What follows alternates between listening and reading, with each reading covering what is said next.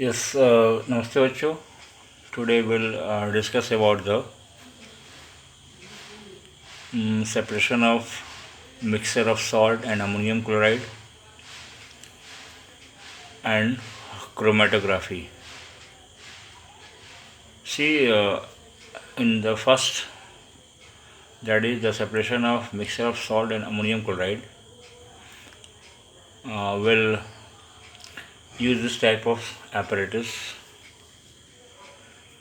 So first of all, see what is the principle behind the separation of salt and ammonium chloride. Salt means here we're talking about common salt that is used in our houses. It is also called table salt, sodium chloride, and ammonium chloride. Ammonium chloride is a sublimable volatile substance, means it convert into gaseous state from solid directly on heating. So the mixture in which one component is sublimable volatile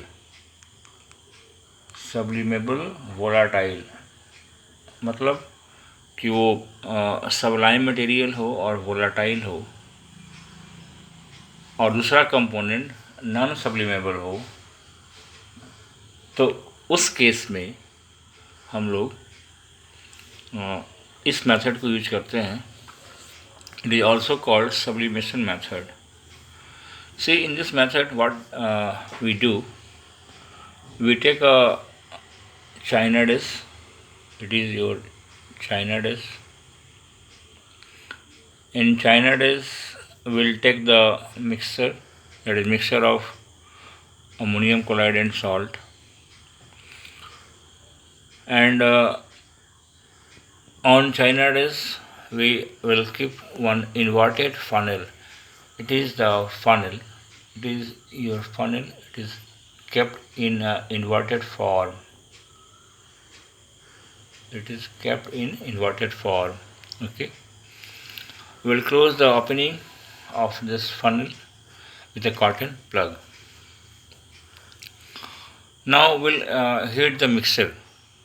Okay, we'll heat the mixture and see the vapors of ammonium chloride will rise.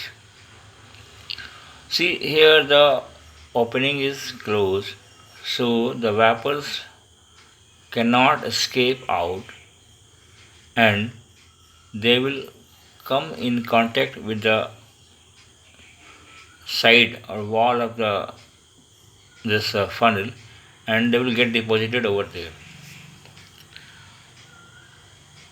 When the when the formation of vapor will stop, means when ammonium chloride will completely vaporizes, then we'll stop heating. Okay, and what we'll find that at this position, this area, the solid ammonia chloride is deposited. Means those vapors which were deposited here, now they convert into the solid form.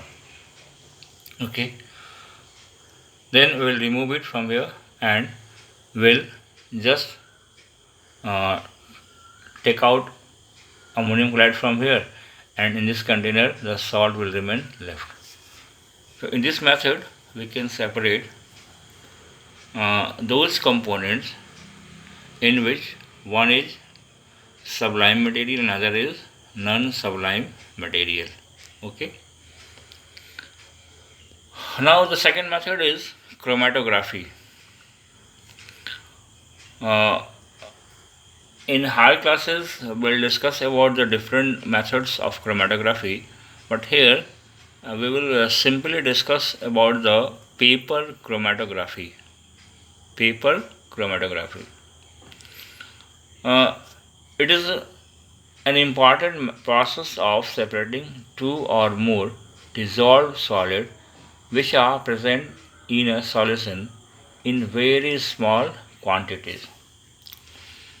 अगर एक ही solvent में दो या उससे अधिक solids dissolve हों बहुत ही कम quantity में, तो उसको अलग करने के लिए हम लोग ये पेपर क्रोमेटोग्राफी मेथड का इस्तेमाल करते हैं। ठीक है, यहाँ पे here I will discuss about the separation of different components of a die. Dye का मतलब यहाँ पे हम लोग जो ऐसे मैं यूज़ कर रहा हूँ, ये पेन, ये मार्कर है, तो ये जो इंक है ना, इसमें जो इंक है वो इंक भी बनता है by mixing of two different colours, या और भी ब्लैक या कोई और कलर का रेड हो, जो भी डाई बनता है उसमें अलग अलग कलर्स भी मिले होते हैं किसी कलर को बनाने के लिए। तो उसको हम लोग इस मेथड से अलग करके देख सकते हैं। देखिए इसमें क्या करते हैं हम लोग, हमने कहा कि it is called paper chromatography. तो इसमें ऐसे भी और भी पेपर्स क्रोमेटोग्राफी पेपर आता है लैब में, लेकिन यहाँ पे हम लोग बात करेंगे सिंपल फिल्टर पेपर की। फिल्टर पेपर की हेल्प से भी हम लोग क्रोमेटोग्राफी का प्रोसेस को देख सकते हैं। देखिए एक ग्लास जार लिया, ठीक है, it is a glass jar, इसको हम लोग क्या बोलेंगे, ग्लास जार। ठीक है, ये ग्लास जार हुआ। इस ग्लास जार में यहाँ एक ग्लास रॉड है, ये ग्लास रॉड है, इसके ऊपर रखा इसको, और ग्लास रॉड पे पेपर क्लिप के हेल्प से एक स्ट्रिप ऑफ फिल्टर पेपर को लटका दिया। ये पेपर्स अब असल में फिल्टर पेपर जो आप देखेंगे लैब में वो इस तरह का होता है, ठीक है, ऐसा गोल होता है। इसको हम लोग यहाँ से स्ट्रिप काट लेंगे, ऐसा एक स्ट्रिप निकाल लेंगे हम लोग, ठीक है। तो अब इसको यहाँ से रख लिया, यहाँ पे ऐसे लटकाया इसको, स्ट्रिप को।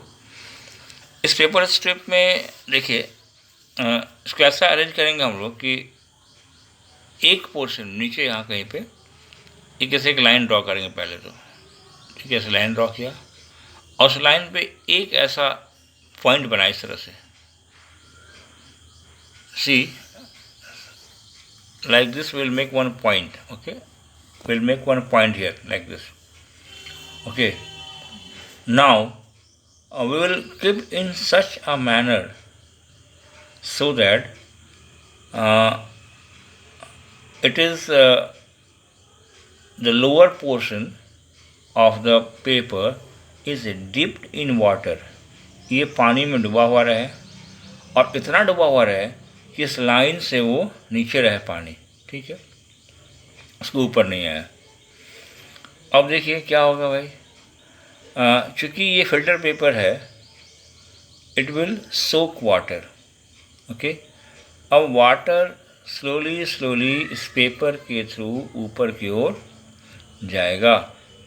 इस दौरान हम लोग इस पेपर को मूव नहीं करेंगे, हिलाएंगे नहीं, okay, will keep it remain stable, क्योंकि ये इसको रखेंगे अनडिस्टर्ब। अब ये water it will rise up slowly and it will be seen, आपको ये लैब में करके दिखाया जाएगा, बट उसको मैं लाइव नहीं दिखा सकते इसको। तो अब जैसे ही पानी इस पॉइंट को क्रॉस करेगा, इस पॉइंट को, तो अब यहाँ पे तो मैंने रखा है, ये पॉइंट बनाया है, ये पॉइंट में डाई है, कलर है। तो अब जो कलर पानी में पहले सॉल्युबल होगा, okay, it will dissolve in water and it will go up with the water. ये ऐसे करके एक लाइन बनेगी, एक फेंट लाइन आप देखेंगे, और ये ऊपर की ओर से जाएगी। तो जो कलर पहले सॉल्युबल होगा वो इसके साथ विथ वाटर ऊपर की ओर जाएगा, ठीक है। और जो बाद वाला कलर है वो इसमें नीचे की ओर वो भी ऊपर जाएगा, लेकिन वो बाद में, उसमें थोड़ा सा डिस्टेंस होगा बीच में, ठीक है। तो ये क्या हो रहा है कि चूँकि दोनों कलर के कंपोनेंट्स की सॉल्युबिलिटी वाटर में अलग अलग है, मतलब कोई ज़्यादा सॉल्युबल है, कोई कम सॉल्युबल है, तो the component which is more soluble it will go it will rise up fastly and the other will rise up slowly, and after some time, मतलब कुछ देर बाद हम देखेंगे, approx will take 1 hour, that two separate colors will be shown on page like this. ऐसे दिखेगा आपको, ये अलग दिखेगा और ये नीचे वाला कलर आपको अलग दिखेगा, ठीक है। तो इट इज़ कॉल्ड क्रोमेटोग्राफी, जिसमें हम लोग डिफरेंट कंपोनेंट्स ऑफ कलर को अलग करते हैं।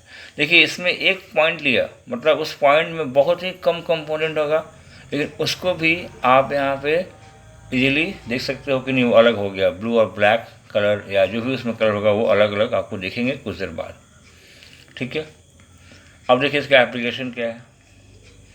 To separate colours in dye, तो बताया आपको कि डाई में जो कलर्स होते हैं अलग अलग, उनको अलग करने के लिए इसका इस्तेमाल करते हैं। दूसरा, pigments from natural colour, natural colour में भी अलग अलग पिगमेंट्स होते हैं कलर के, उनको भी हम इससे अलग कर सकते हैं। और एक है इसका ड्रग फ्रॉम ब्लड, अगर आपके ब्लड में कोई ड्रग मिला हुआ है, कोई दवा मिली हुई है, तो उसको भी हम इससे अलग कर सकते हैं। मतलब क्रोमेटोग्राफी इज़ वेरी यूजफुल। मैंने कहा कि इसके और भी कई प्रोसेस हैं, ये तो एक सिंपल सा पेपर क्रोमेटोग्राफी है, आप आगे पढ़ेंगे in higher classes. It is very very important, but this one is also important to separate colours in a dye, pigment from natural colour, and most important drugs from blood, ठीक है। Today we have discussed about these two methods, sublimation method and chromatography method, and tomorrow I will discuss about the distillation process. Thank you.